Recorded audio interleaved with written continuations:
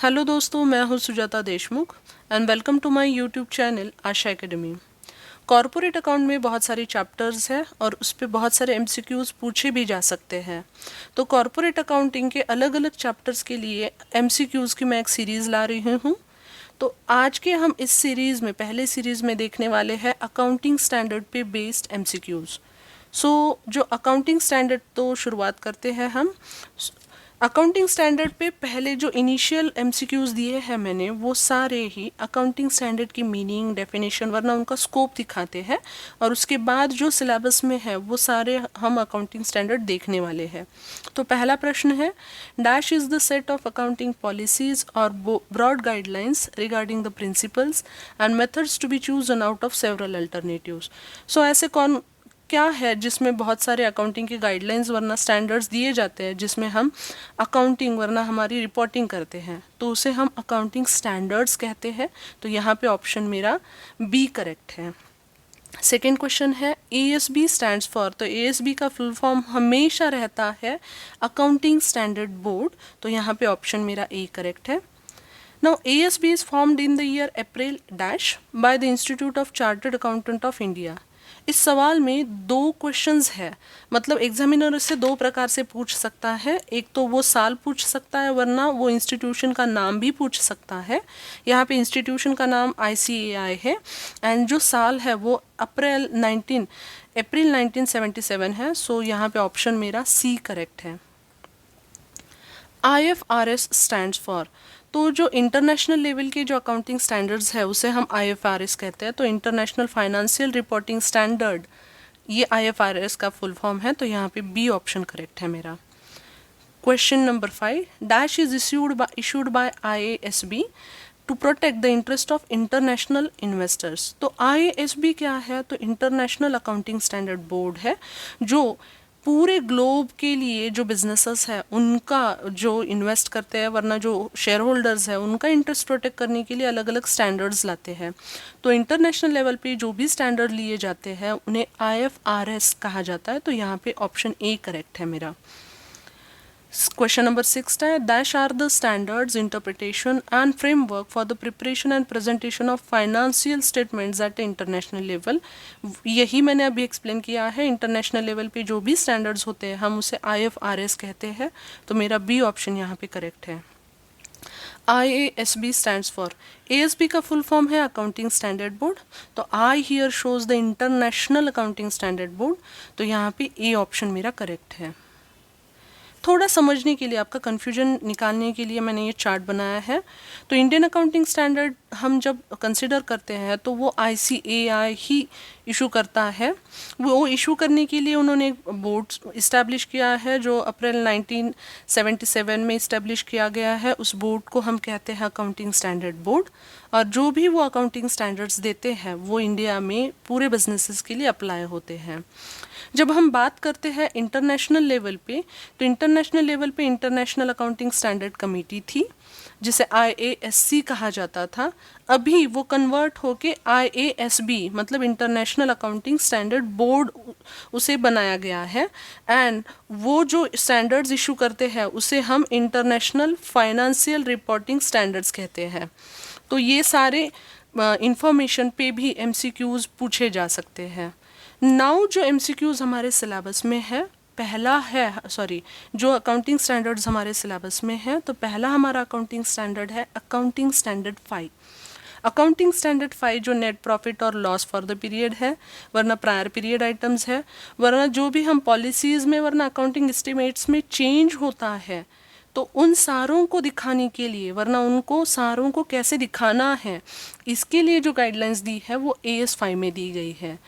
तो इसमें क्या होता है, जैसे कि मैंने हेडिंग में कहा है, नेट प्रॉफिट और लॉस फॉर द पीरियड है, प्रायर पीरियड आइटम्स है, वरना पॉलिसीज़ में एंड अकाउंटिंग एस्टिमेट्स में जो चेंजेस होते हैं ये सारे इस अकाउंटिंग स्टैंडर्ड में, उनके लिए सारे रूल्स एंड रेगुलेशन इस अकाउंटिंग स्टैंडर्ड में दिए गए हैं।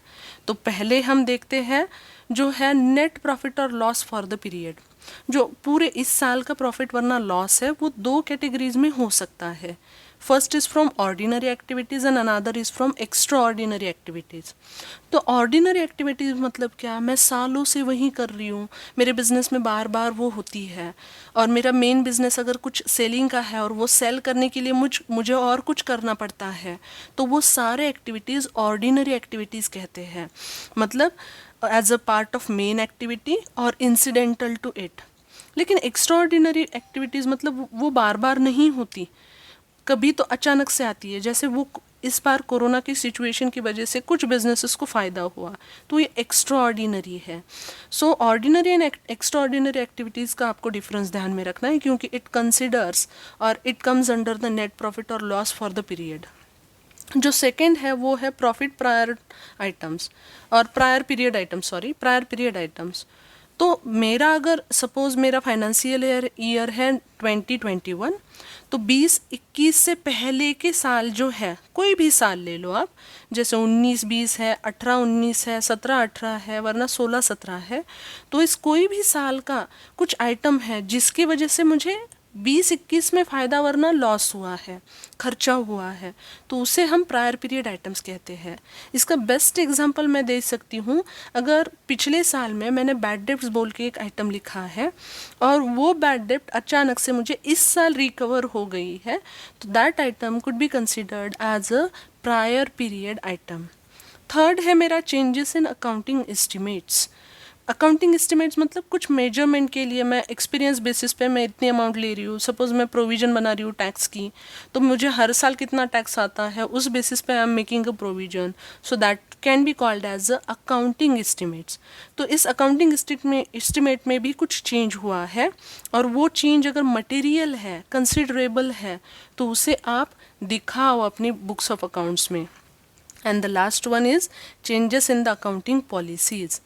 जैसे सिंपल एग्जांपल मैं दे सकती हूँ आपको, अगर डेप्रिसिएशन में स्ट्रेट लाइन मेथड से ले रही थी और अभी कुछ चीज़ों की वजह से मुझे पता चला कि instead of straight line method, written down value method और reducing balance method is much more suitable to my business, so I am changing the policy, depreciation policy. तो ऐसे मैं क्यों करती हूँ, एक तो बिज़नेस के लिए वो सूटेबल है, वरना लॉ ने मुझे डायरेक्ट किया है, वरना अकाउंटिंग स्टैंडर्ड्स ने गाइडलाइंस दी है, तो उस वक्त पे चेंजेस इन अकाउंटिंग पॉलिसीज़ हो सकता है. तो ये चारों एक्टिविटीज़ से related rules and regulations, guidelines सारे AS5 में दिए हैं. तो उस पर बेस्ड अभी हम क्वेश्चंस देखते हैं. AS5 डील्स विथ ये सारे एक्टिविटीज़ दिए हैं, तो उसमें हमें पता है it is not related with depreciation और कंसोलिडेटेड फाइनेंशियल स्टेटमेंट और amalgamation, so obviously option A correct है. The objective of 9th question है, the objective of dash is to prescribe the criteria for certain items in the profit and loss account so that financial statement can be enhanced. So जो भी profit and loss से related है SY में, वो है AS5, सो C option correct है. 10th है, dash activities are defined as any activity which are undertaken by an enterprise as a part of its business and incidental to the main business. जैसे कि मैंने कहा है, मेन बिजनेस और उससे related complementary जो एक्टिविटीज़ है उसे हम ऑर्डिनरी एक्टिविटीज़ कहते हैं, तो यहाँ पे ऑप्शन मेरा A करेक्ट होगा. Question number 11. Dash means the income or expenses which arises in the current period as a result of error or omission in the preparation of one or more prior periods.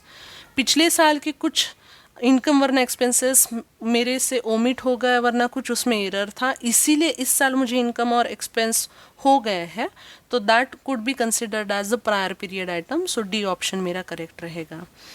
Next है, over valuation of stock of material relating to the last year is. जो भी पिछले साल का है, इस साल का नहीं है, लेकिन पिछले साल की वजह से इस साल में है, so that is the prior period item, तो B ऑप्शन मेरा करेक्ट है. 13th क्वेश्चन है, a change in the useful life of the depreciable asset is. No, यहाँ पे डेप्रिसिएशन की मेथड नहीं चेंज की है, डेप्रिसिएशन के जो यूजफुल लाइफ है, एस्टिमेट की गई लाइफ है, उसमें चेंज है, तो यहाँ पे changes in accounting estimates is the correct answer, so C option मेरा करेक्ट रहेगा. नेक्स्ट है, Changes in the method of valuation of material from LIFO to FIFO or a method of depreciation from reducing balance to straight line method are the examples of. Stock valuation के दो popular method है, LIFO and FIFO. LIFO मतलब last in first out, जो पहले सबसे last में stock purchase किया जाता है उससे पहले बेचो. एंड फीफो मतलब सबसे पहले जो लिया है उसे सबसे पहले निकालो. तो ये मेथड, एक मेथड से दूसरी मेथड में मैंने स्टॉक के वैल्यूएशन में गई हूँ. वरना डेप्रिसिएशन की पहली स्ट्रेट लाइन थी, वरना रिड्यूसिंग थी, अभी स्ट्रेट लाइन ले रही हूँ. तो उसे इस सिचुएशन को क्या कहा जाएगा? तो this is the changes in accounting policies. तो ऑप्शन मेरा ए करेक्ट है. Which of the following item of ordinary activity require separate disclosure in the financial statement? तो ये सारी ऑर्डिनरी एक्टिविटीज़ है लेकिन उनको सेपरेट डिस्क्लोजर दिखाना बहुत ज़रूरी है. मतलब सेल ऑफ फिक्स्ड एसेट है, वरना ऑयल इन्वेंट्रीज है, वरना लिटिगेशन सेटलमेंट है. तो ये सारे आते हैं उसमें. तो ऑप्शन मेरा डी करेक्ट है. अभी दूसरे अकाउंटिंग स्टैंडर्ड हम देखेंगे जो है accounting standard 10. It is related with the property, plant and equipment. It can be shortly known as a PPE. पहले जो अकाउंटिंग स्टैंडर्ड 10 था वो फिक्स्ड एसेट से रिलेटेड था, लेकिन अकाउंटिंग स्टैंडर्ड 10 और 6 को मिक्स करके ये अकाउंटिंग स्टैंडर्ड नया 10 बनाया है जिसे हम PPE कहते हैं. ये क्या कवर करता है? तो जो भी अकाउंटिंग प्रॉपर्टी वरना प्लांट वरना इक्विपमेंट के लिए है तो उनको कैसे दिखाना है, क्या प्राइस पे दिखाना है, उनकी डेप्रिसिएशन वैल्यू क्या लेनी है वगैरह सारा, उनकी करंट वैल्यू क्या लेनी है, वरना उनकी कैरिंग अमाउंट क्या है, वो सारा इस अकाउंटिंग स्टैंडर्ड 10 में दिया गया है. उनके लिए गाइडलाइंस दी गई है. तो कौन कौन सी गाइडलाइंस है वो देखेंगे. लेकिन सबसे पहले जो MCQs पे बहुत बार क्वेश्चन आ सकता है वो है अकाउंटिंग स्टैंडर्ड एप्लीकेबल किसको नहीं है, किस चीज़ों के लिए एप्लीकेबल नहीं है. तो बायोलॉजिकल एसेट, जो भी लिविंग थिंग्स है, नॉन ह्यूमन बीइंग्स है, वरना ह्यूमन बीइंग्स है, वरना प्लांट्स है, तो वो एग्रीकल्चरल एक्टिविटीज़ के लिए अगर हम कुछ लाइव स्टॉक यूज़ करते हैं वरना प्लांट्स यूज़ करते हैं तो वो AS 10 उनके लिए एप्लीकेबल नहीं है. वैसे ही वेस्टिंग एसेट्स, जो हम एसेट निकालने के बाद वो कम होते चलती है, जैसे कोल माइन ले लो, तो कोल माइन से मैं कोल निकालती हूँ तो कोल माइन इज गेटिंग और losing its existence, so that is called as a wasting asset. तो वेस्टिंग एसेट्स के लिए भी AS 10 एप्लीकेबल नहीं है. तो AS 10 एप्लीकेबल क्यों है? कि सिर्फ टेंजिबल एसेट्स के लिए वो एप्लीकेबल है. तो टेंजिबल एसेट मतलब क्या? तो जो एसेट प्रोडक्शन के लिए वरना सप्लाई के लिए यूज़ की जाती है, मेरे जो गुड्स वरना सर्विसेज है उनके लिए, एंड जिस एसेट की लाइफ 1 साल से ज़्यादा होती है, तो उन सारे एसेट्स को मैं टेंजिबल एसेट्स कह सकती हूँ. AS 10 में और क्या दिया गया है? तो AS 10 में इन PPE का मतलब प्रॉपर्टी प्लांट एंड इक्विपमेंट का कॉस्ट कैसे डिटरमाइन करते हैं तो वो भी दिया गया है. कॉस्ट डिटरमाइन करने के लिए दो एसेट्स वरना दो फैक्टर्स हमें यहाँ पे कंसिडर करने हैं. पहला है इनिशियल कॉस्ट, वो एसेट सेलर से मेरे कंपनी में लाने तक और यूज़ में लाने तक जो भी खर्चे होते हैं वो सारे यहाँ पे मुझे लेने हैं. मतलब ट्रांसपोर्टेशन हो, इंस्टॉलेशन हो, वरना एक्टिवेशन हो, वरना और कुछ भी, ये यूज़ में आने तक जो जो भी खर्चे हो सकते हैं, that are the initial cost. And subsequent cost मतलब उस एसेट में मुझे कुछ ऐड करना है उसकी एफिशिएंसी बढ़ाने के लिए, वरना कुछ पार्ट मुझे चेंज करने हैं, रिप्लेस करने हैं, वरना उसकी जो सर्विसिंग कॉस्ट है, ये सारे मिला के दैट कॉस्ट और that assets cost is determined और फिक्स्ड. कैसे मेजर किया जाता है इस एसेट को? तो दो मॉडल है, cost model and revaluation model. Cost model में हम ओरिजिनल कॉस्ट लेते हैं, जो एक्विजिशन मुझे एसेट एक्वायर करने के लिए जो कॉस्ट लगी है, और उसमें डेप्रिसिएशन मैं माइनस करते चलती हूँ.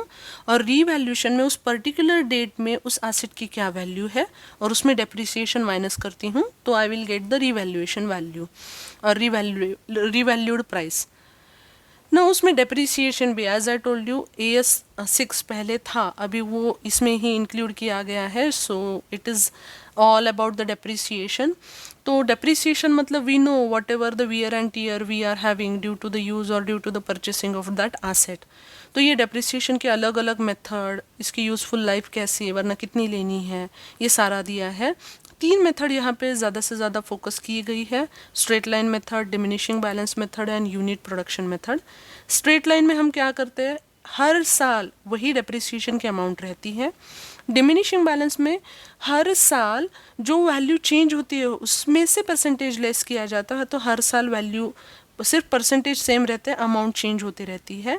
एंड यूनिट प्रोडक्शन मेथड में जो जितने भी यूनिट उस एसेट ने प्रोड्यूस किए हैं उस बेसिस पे हम डेप्रिसिएशन चार्ज करते हैं। तो चलिए देखते हैं इस पे based questions. So dash is the living animal और प्लांट, ये सारे ऑप्शन हैं। तो जो भी बायोलॉजिकल एसेट है उसे हम लिविंग एनिमल और प्लांट कहते हैं, तो बी ऑप्शन ये करेक्ट है।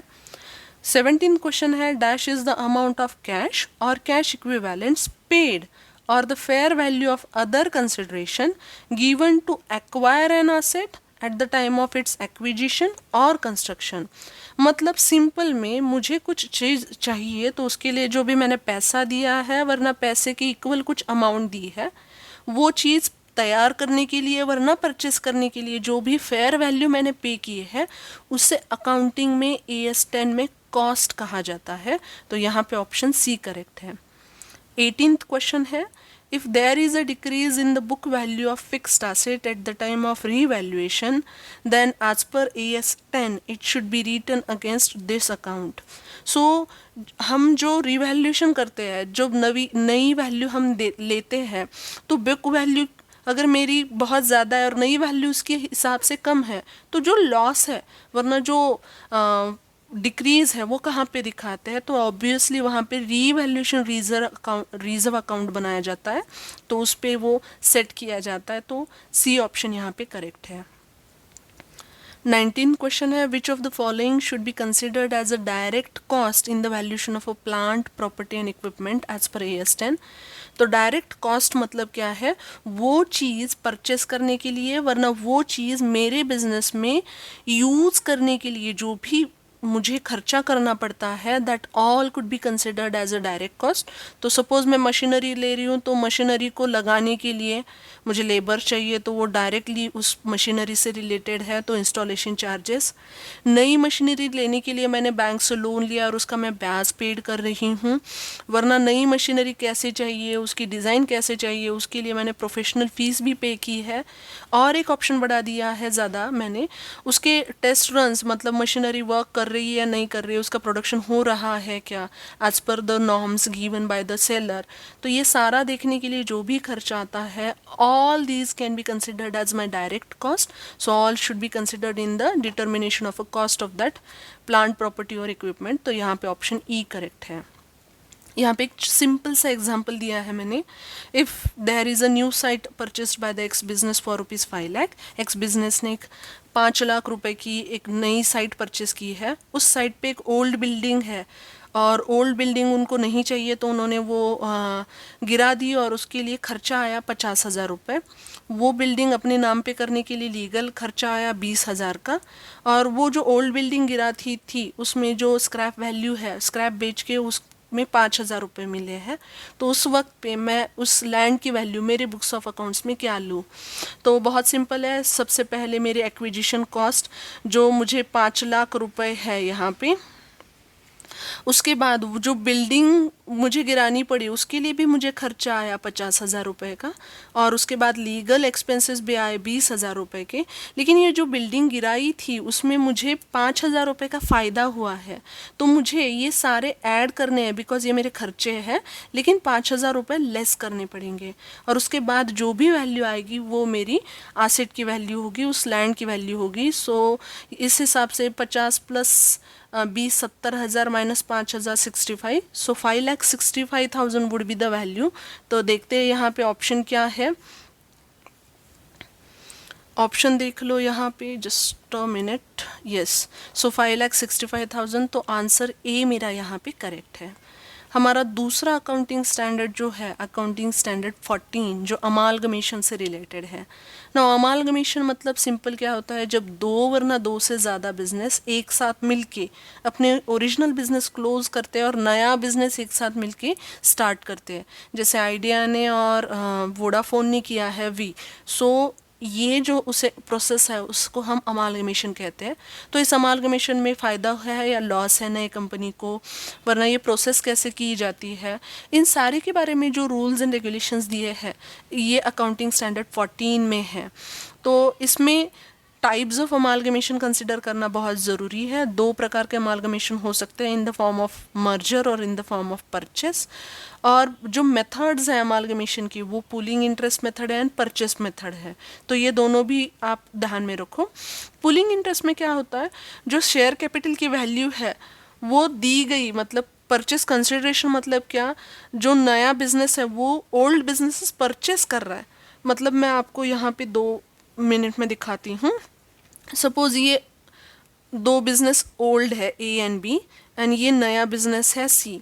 तो सी क्या कर रहा है, इनकी एसेट लाइबिलिटी एंड इनकी एसेट लाइबिलिटी ले रहा है और उसके बदले उन्हें कुछ देता है। So that is called as the purchase consideration. तो परचेस कंसिडरेशन मतलब जो भी परचेस कंसिडरेशन से शेयर कैपिटल माइनस करने के बाद आता है वो रिजर्व में एडजस्ट किया जाता है, तो वो पुलिंग इंटरेस्ट है। लेकिन नॉर्मली हम परचेस मेथड यूज़ करते हैं, तो हम बिजनेस की नेट एसेट निकालते हैं कि एसेट माइनस लाइबिलिटीज़ क्या है और उसमें हमने कितना दिया है और डिफरेंस लेते हैं रिजर्व वरना गुडविल। रिजर्व और गुडविल के बारे में मैं आगे आपको बताती हूँ।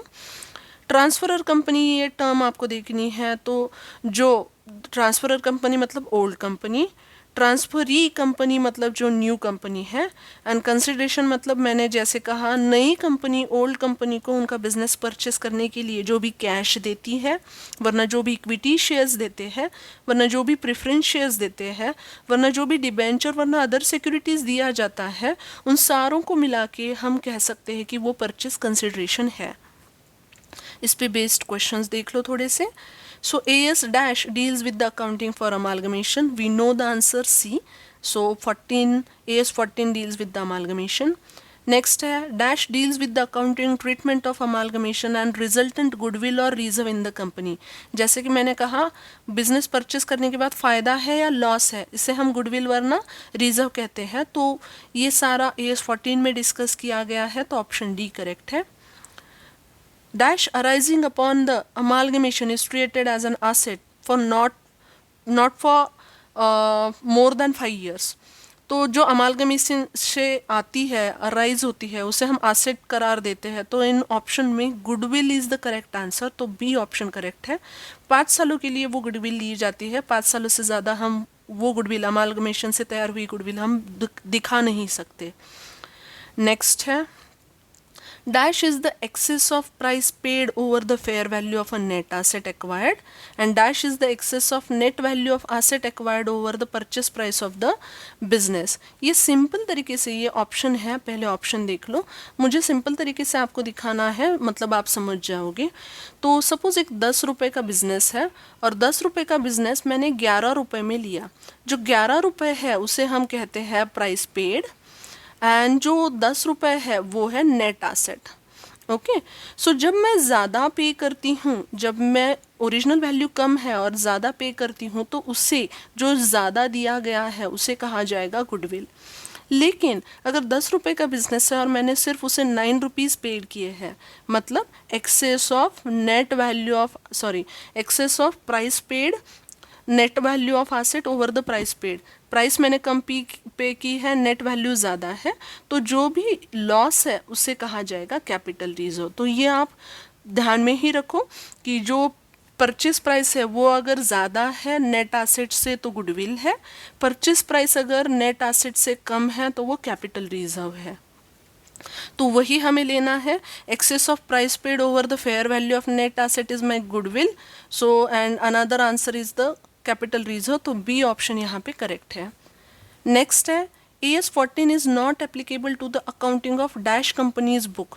तो ये बहुत ज़रूरी है यहाँ पे, ट्रांसफर जो नई कंपनी है तो उनके बुक्स में कैसे ट्रीटमेंट करनी है, इसके लिए AS 14 कभी भी गाइडलाइन नहीं देता, तो कौन सी मेथड अप्लाई करनी है वगैरह वगैरह। नेक्स्ट है the acquiring company which is purchasing the business of acquired company is called as. जो नया बिजनेस है उसे हम क्या कहते हैं, तो यहाँ पे जो सी ऑप्शन है ट्रांसफरर कंपनी वरना परचेसिंग कंपनी हम उसे कहते हैं। Next accounting standard 21। तो अकाउंटिंग स्टैंडर्ड 21 रिलेटेड है कंसोलिडेटेड फाइनेंशियल स्टेटमेंट से। नो कंसोलिडेटेड फाइनेंशियल स्टेटमेंट से मतलब जब एक बिजनेस दूसरे बिजनेस को कंट्रोल करता है, that is called as a holding and subsidiary. तो इन दोनों का मिला के जो फाइनेंशियल स्टेटमेंट बनाते हैं हम, उसे हम कंसोलिडेटेड फाइनेंशियल स्टेटमेंट कहते हैं। ये लॉ के हिसाब से कंपलसरी है। जो ये कंसोलिडेटेड फाइनेंशियल बनाना है तो क्या गाइडलाइंस है, रूल्स क्या है, ये सारा AS 21 में दिया गया है। तो AS 21 में कुछ टर्म्स यूज़ की है, जैसे है ग्रुप मतलब जो होल्डिंग कंपनी, जिसे हम पेरेंट कंपनी भी कहते हैं, एंड जो दूसरों को कंट्रोल, जिस कंपनी को कंट्रोल किया है वो सब्सिडियरी कंपनी है, इन दोनों का मिला के ग्रुप होता है।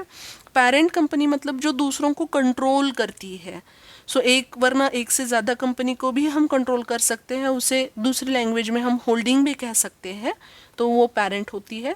एंड सब्सिडियरी मतलब which is getting controlled by other company, और which is controlled by other company, जिसे कंट्रोल किया जाता है उसे हम सब्सिडियरी कंपनी कहते हैं। सो कंट्रोल मतलब क्या है, किस प्रकार से कंट्रोल किया जाता है, तो एक company, parent company subsidiary company के 50% से ज़्यादा शेयर तो लेती है, वरना बोर्ड ऑफ डायरेक्टर में उनका कंट्रोलिंग कंपोजिशन, ज़्यादा से ज़्यादा बोर्ड ऑफ डायरेक्टर उनके रहते हैं, सो उसे हम कहते हैं कंट्रोल। नाउ ये 2-3 चीज़ें आपको ऑब्जेक्टिव में वरना प्रॉब्लम छुड़ाने के वक्त काम आ सकते हैं, जैसे कि parent company and subsidiary company separate उनका भी फाइनेंशियल स्टेटमेंट बनाती है, लेकिन जो दोनों का मिला के होता है उसे ही सिर्फ हम कंसोलिडेटेड फाइनेंशियल स्टेटमेंट कहते हैं। फिर पेरेंट कंपनी और सब्सिडियरी कंपनी में जो ट्रांजैक्शन होता है उसे हम इंट्रा ग्रुप ट्रांजैक्शन कहते हैं। मतलब मैंने उधार लिया है, एक ने उधार दिया है, डेटर एंड क्रेडिटर, तो उस वक्त पे दोनों कंपनी का इंट्रा ग्रुप ट्रांजैक्शन जो होता है वो कभी भी कंसोलिडेटेड फाइनेंशियल स्टेटमेंट में नहीं दिखाना है। एंड द लास्ट वन, जो भी फ़ायदा है उसे गुडविल कहते हैं, और जो भी लॉस होता है उसे हम कैपिटल रिजर्व कहते हैं। तो इस बेस पे हम कुछ क्वेश्चंस देखते हैं। A parent company should prepare a consolidated balance sheet for its dash subsidiaries. तो डोमेस्टिक सब्सिडियरीज के लिए, फॉरेन सब्सिडियरीज के लिए, वरना दोनों के लिए, तो यहाँ पे ऑप्शन C करेक्ट है। दोनों भी, डोमेस्टिक सब्सिडियरी हो वरना फॉरेन सब्सिडियरी हो, दोनों के लिए भी वो जो स्टेटमेंट होता है कंसोलिडेटेड वो बनाना ही पड़ता है।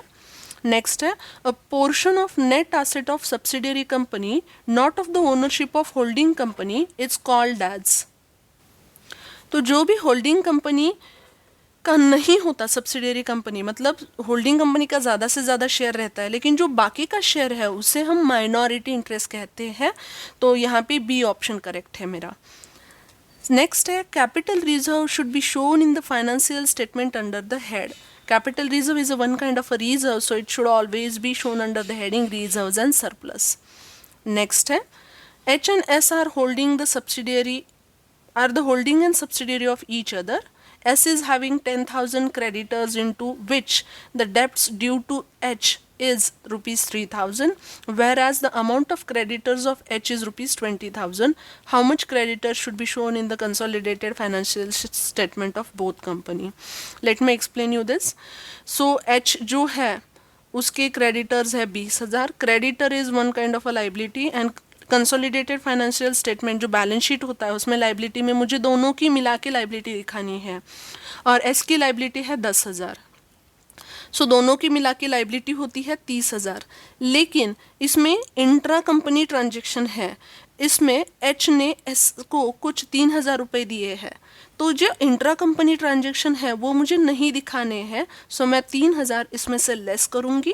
सो बाकी कितने बचते हैं, 27,000, जो मुझे क्रेडिटर बोल के फाइनेंशियल स्टेटमेंट में दिखाने हैं। तो क्रेडिटर फाइनेंशियल स्टेटमेंट में यहाँ पे 27,000 होंगे, तो ऑप्शन देख लो 27,000 का B ऑप्शन है, तो B ऑप्शन यहाँ पे करेक्ट है। नेक्स्ट है, dash minority interest will not be shown in the consolidated financial statement. जब भी माइनॉरिटी इंटरेस्ट निगेटिव आता है तो वो कभी भी फाइनेंशियल स्टेटमेंट में हम नहीं दिखा सकते। नेक्स्ट है, the difference between acquisition cost and the ownership and the other benefits the holding company is receiving from the subsidiary company is known as. Let me explain you this point. जब holding company shares लेती है 50% से ज़्यादा, तो वो investment करती है subsidiary company में, तो ये जो इन्वेस्टमेंट की है, ये जो पैसा खर्च किया है, उसके बदले मुझे एस कंपनी से जो मिला है उसका कंपैरिजन किया जाता है कि हाँ मैंने इतना पैसा खर्च किया और इतना फ़ायदा मुझे मिला है, तो इसे कहते हैं हम कॉस्ट ऑफ कंट्रोल। सो यहाँ पे ऑप्शन डी करेक्ट है। अगर आपको लगता है कि ये बहुत ही फ़ायदेमंद है, अंडरस्टैंडिंग में हेल्प करती है, तो इसे लाइक कीजिए, अपने दोस्तों के साथ शेयर कीजिए। और अभी तक अगर आपने चैनल को सब्सक्राइब नहीं किया है तो आप सब्सक्राइब भी ज़रूर कीजिए। Thank you very much.